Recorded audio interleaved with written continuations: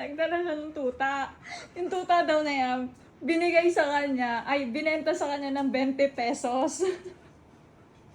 20 pesos para sa sigarilyo. Ngayon, yung papa ko dinala sa akin. Hindi siya makagalaw. Nagkaroon ng obligasyon si Shiloh.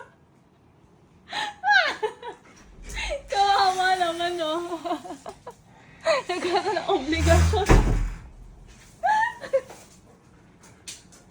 Sino yan? Hindi makakagalaw si Shiloh. Hindi siya makagalaw. Ay, iniingatan niya kasi. May, mabait naman pala eh. Sino ka na naman? Wala ba siyang pangalan? Uy! Siya si 20 pesos.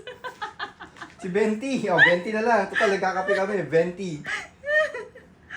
Binenta daw sa kanya yung 20 pesos Sino kasi ka wala daw naman? sigarilyo. Pambili daw sigarilyo. Ano naman to?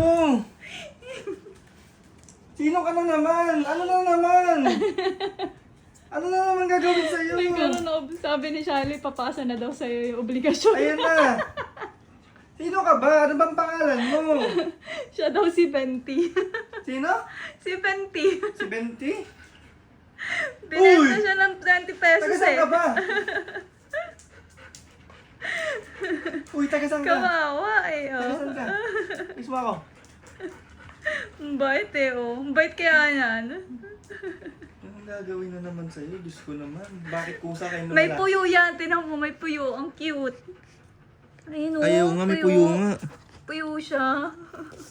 Matigas ang ulo. Shiloh eh. Hindi siya makagalaw eh. Ikaw, may kapatid ka na. Si Benti. Ito, Diyos ko naman. Dito ka rin sa bahay. Patakbo-takbo. Si Benti. Ay nagkaroon ng magandang pamilya. Ang bait niyan eh. Sino ka ba? Taga saan ka ba? Lalaki siya, lalaki. Naligaw ka dito sa mga higante. Naligaw siya sa mga higante. Ikaw, Tulog na siya oh. Liora, yung pwesto mo, inagaw na sa'yo.